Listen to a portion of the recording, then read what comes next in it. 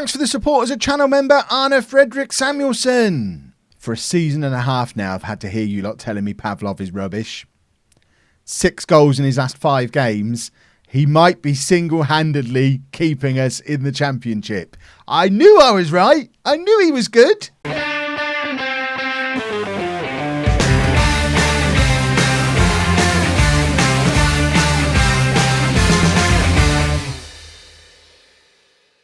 Hello and welcome to part 78 of Bourne Again. I'm Kevin. Coming up on today's episode, we have a Championship game at home against Huddersfield and an FA Cup third round tie away against Brentford. Since you were last with me, this is what's been going on. Still mixed form, but mixed form that includes 2 very, very important victories. The 4-1 win over Sheffield United was massive and included a Goran Pavlov hat-trick. Look at that form he was in there.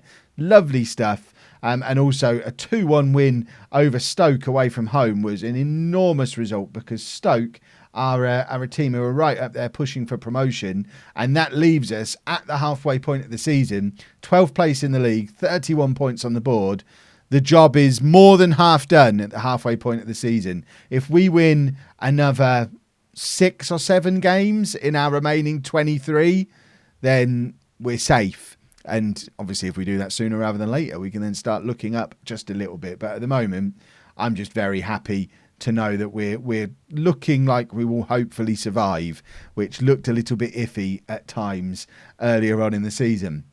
But first up, we have this game against Huddersfield, who are below us in the league. And we've shown against Stoke that we are capable of winning games like this. So it's a completely different type of game. We're at home against a team worse than us. That was away against a team better than us. But still, we can win football matches, especially with Goran Pavlov in the team. He's now 23 years old, so getting a little bit older. But 9 goals from 19 starts in the league this year, averaging a 7.18. 9 goals, 4 assists, 4 Man of the Match awards, and a 7.18 in the Championship. Tell me again this man isn't any good. Come on. Fill the comments with it. Tell me Pavlov isn't any good. Sometimes you just got to trust Kev's gut instinct. He's going to be awful today or get injured or something, isn't he? Guarantee it. But he has been our standout best player of the season so far, which is impressive stuff. We are going to be without Alan Hardy today as well, who has the flu. One of a couple of players who has or has had flu.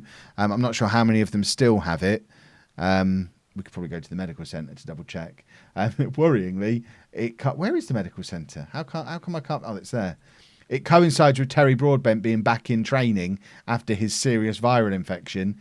We now have players picking up the flu. The only one currently got it is Hardy, but there were definitely a couple of others who've gone down with the flu and I guess have recovered, which is a good thing, I suppose. But we've got lots of players who are injured. Fitzpatrick, Mejia, Broadbent still out, Hardy, Webster, Thorndyke, all injured. So this is a bit of a makeshift team for the game against Huddersfield. We've got Williams in goal, who he's played 1 game for us since he was our goalkeeper in League 2. So he's still considered a decent League 2 goalkeeper. He's having to make the step up to the Championship. It'll be all right. So a back 4 of Barnes, Kitching, Hewson and Lastra, who has recovered-ish from his injury. He was out for quite a long time. If we have a look at his form, you can see he's missed most of the last 10 games, but did come back and start the game against Stoke. Still not fully match fit, but good to have him back in the team as our record signing. Hernandez and Arnautovic both can start in midfield. I guess that's our first choice midfield partnership, so there's a bonus there. And then Bruce having to play out on the left-hand side, Grayson and Murray coming into the team for a rare start on the right. It's a little bit of a makeshift 3 with Pavlov up front. I know people are going to be calling for Querol. Here he is, look, still knocking around the place. I did give him a game a little while ago. There you go. He played against Everton. Was rubbish. That was me giving him his chance. The hashtag for Querol Brigade. You got your justice there. He's a big game player, and these aren't big games. He was rubbish for a lot of the League One season. He just showed up in the big matches. If we get a big match, we'll play him and he'll show up. That's what he does. But I can't really afford passengers at this level. Yes, I know you all think Pavlov is a passenger, but I emphasise again, he's been our player of the season, average rating-wise, by a long way. and he's our top scorer, and he's in form. So Pavlov is awesome. And I won't hear a bad word said about... I'll hear a lot of bad words said about him. You'll all have a dozen reasons why he's still not any good and why Scargill or Husic would be doing even better. And nonsense. Pavlov is the man, and he's going to prove it again in this game. Hopefully. Grayson's been booked. I thought he'd picked up an injury for a second there. I'm expecting the injuries to just keep accumulating because we've actually discovered some half-decent form. So I assume the game's going to want to punish me for it and put us back in our place because we shouldn't be as high at the league as we are. We're massively overperforming. It has been a very good first half of the season. And long may it continue. 0-0 at half-time. Nothing happened at all in that first half. And Arnautovic has now picked up an injury. It's like I asked the universe for it and the universe provided. Murray with a chance to get a cross in from this right-hand side. Cross looking for Pavlov. Can't quite find him. But Lastra's going to try and get there. Fitness-wise, my word, Lastra looked like he was struggling to get to that ball. And Arnautovic plays it out to Bruce, who cuts inside past his man, has a shot. He's supposed to be playing as an inverted winger. Why is he shooting? Look, Pavlov was furious. Arms out and everything. Where's my pass, you numbskull? Murray with the corner. It ends up falling to Hitching via Hewson, I think. Kitching, as an old man centre-back, did quite a good job keeping the ball there. Plays it across to Hernandez, out to Hewson, who's in space. He's got... I don't know who that is on the overlap. It's not Lastra. Who is that out there? Murray. There you go. It's Murray on the overlap. Arnautovic. Barnes trying to wrestle his way past his right back. Cross to Murray and it goes just over. It feels like there's a goal coming in this game. Look at the state of this. We look like two very poor teams, but we're dominating the possession. We're going to take Arnautovic off because we don't want to risk any further injury. It's a foot injury. We've got Clark on the bench, who when he at the start of the season, Clark was excellent, just like he was last year. He got injured and has struggled to force his way back into the team, but this might be his opportunity. Triple substitution for Huddersfield. Am I managing them or something? What's this? A triple substitution? That's what I get up to when you lot aren't watching. Right, Goddard's going to come on for Grayson, who's not having a particularly good game. We're going to ask for some creativity. A 0-0 here is fine. Accumulating any points at this stage is fine. We'll just take any points where we can get them. But it would be nice to find a way to sneak through and grab a victory. Bruce coming off. Scargill going to come on, and we're going to make him an inside forward on attack. And, we're playing both of those on support. That might explain a lot. Normally we have one of our wide men on an attacking instruction. I'm not sure why past Kev has got them both on support. I'm sure he had a plan. It just doesn't seem like a very good one. Goddard's missed out on the ball there. Goddard might be a little out of his depth at this level. He's looked a little bit iffy every time he's played. And Williams makes a good save, but not quite good enough because he's just pushed it back into the path of the same player. And that I feel hard done by here because I don't think we deserve to be losing. The clear-cut chances stats would tell you otherwise because this is two clear-cut chances for Huddersfield. Although I suspect it's that chance and this chance are there too. I don't think there's two separate moves that have led to clear-cut chances. But I do feel a little bit...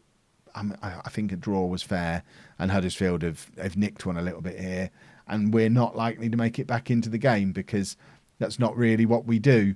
Although we've got a minute here. It's with Murray. If we can get it forward, you never know what might happen with a minute to go. Barnes plays it forward to Scargill, who's in here. Scargill shoots and forces the save out of their keeper. He's going to rush over and take the corner himself. A goal from this corner, I think, is what we deserve. Scargill's going to hit an in-swinger. It comes in. It's hit a little bit too long. It ends up with Hewson. Why is he on the edge of the area? One day I'll fix my corner tactics. I might do it before the next game because my centre-back should not be hovering on the edge of the area at corners. He should be challenging the goalkeeper. I promise I'll fix them before the next match. It'll be revolutionary corner tactics for the next game. But we've lost this one and I do feel like that's one we probably should have picked up at least a point in. So far from pleased. I'm going to go away and do some corner tactics. Which literally is just going to be putting the big lads near where the ball's going to be. It's nothing revolutionary. And we're going to get ready for this game against Brentford. Right, no change to the team for the Brentford game then. We're just low on players. We have put Murray on an attacking instruction just to try and get him up closer with Pavlov and set up some corner instructions that should mean the 3 men challenging for corners are now Kitching, Hewson and Arnautovic rather than having centre-backs hovering on the edge of the area. Pavlov will be in the mix as well, lurking about, but we want the 3 big 6-foot-plus lads as the ones challenging the goalkeepers. Oh, good, they're playing a flat 4-3-3. They're exploiting the game 2 years ago. Right, let's avenge what happened last time we played Brentford. I have no idea. Well, I can assume we lost, but I don't remember where. Are they in? I assume they're in our division, I think. Right, Arnautovic spraying it out to Murray, or towards Murray anyway. Didn't actually make it as far as Murray. And now Brentford have got the opportunity for a counter-attack. Cross comes over, loads of space, and that is a poor miss for their player. One of their flat front 3, you would expect a better finish. Right, first time we get to see the new corner instructions. There is Arnautovic. That's who we're supposed to be aiming for. Right, we're hitting the 6'5" lad. This is promising. The question now is he any good in the air? I guess we'll find out over the course of a couple of corners in this game. If he's not, we'll stick Kitching to be the one on that far post that we're aiming at. But for now, at least everyone looked like they were in the right positions. All the big lads were inside the 6-yard box there. It falls to Bruce, and Bruce has scored. A second goal of the season for Bruce. I didn't set up a long throw instruction because I'm not that much of a cheat. But it looked like we utilised one quite well. I guess it wasn't a particularly long throw. He's just played it to Arnautovic, who's then crossed it. But it's from a set piece. If we're going to do... I'm not against using set pieces in the second half of this season if we need to.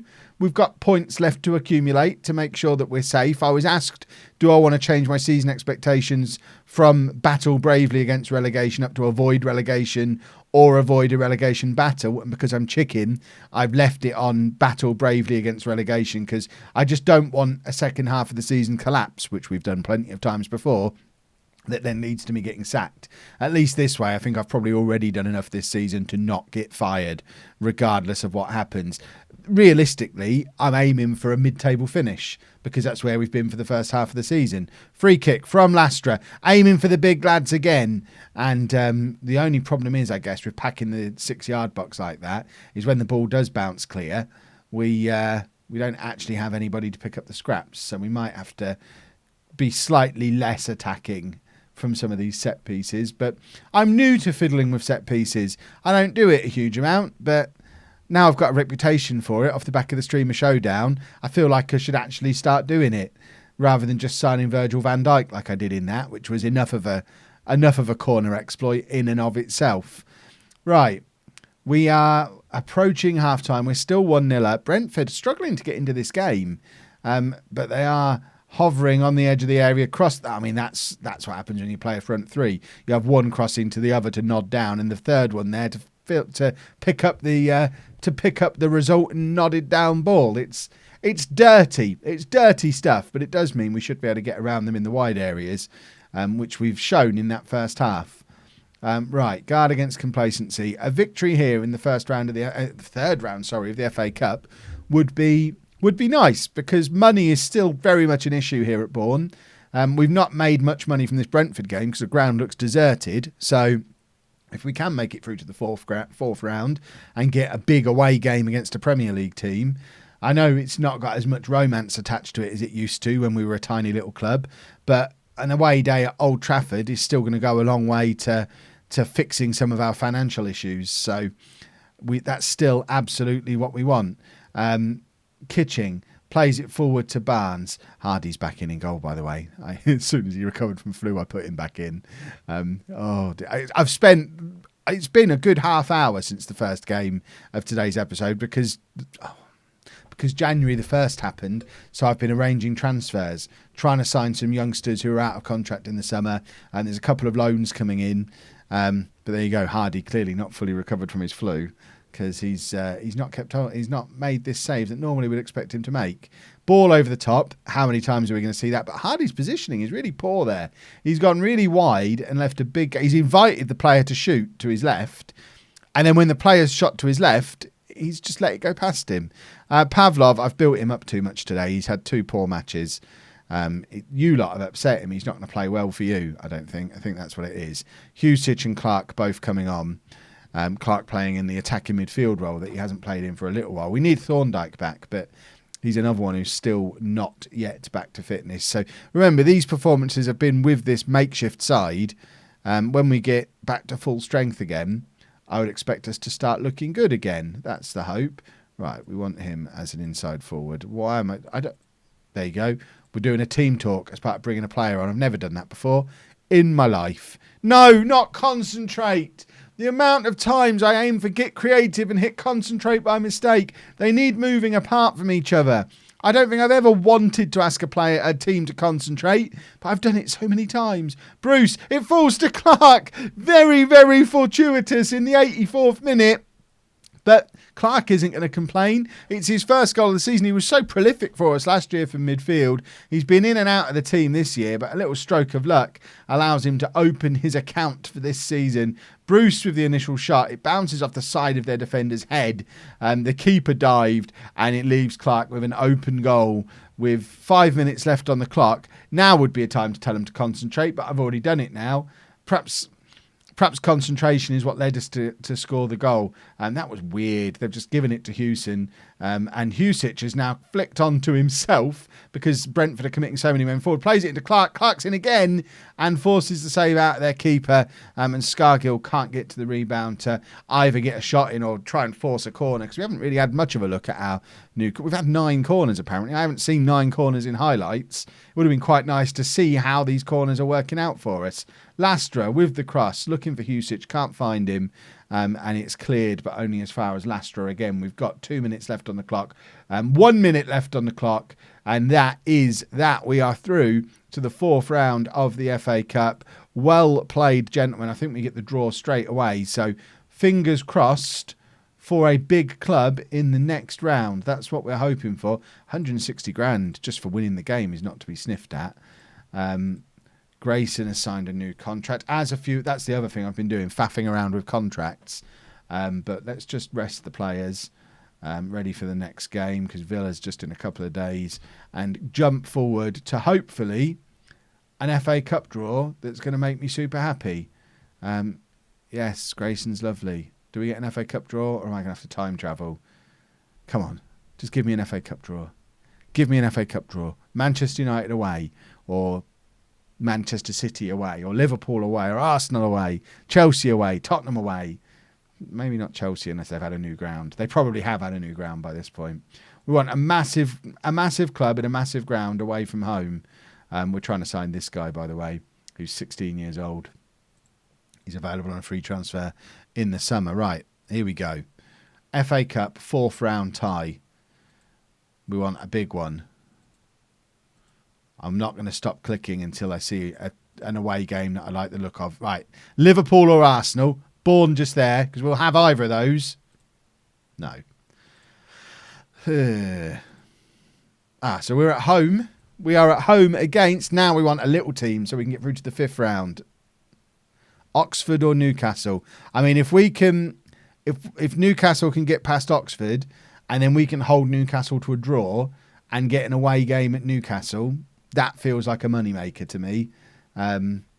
Would probably be enough to clear our overdraft if we could get an away game against Newcastle. So that's what we've got to push for. And that will be the game that is in tomorrow's episode. We'll do that. And it's not tomorrow, is it? It's Sunday. Sunday's episode. Newcastle and West Brom, I guess. Plus transfers. There's transfers going on as we speak. If you've enjoyed that, please make sure you leave a nice big thumbs up on there for me. Subscribe to the channel for daily Football Manager videos. I've literally said that 2,000 times and couldn't get it out of my mouth. And thank you very much for watching.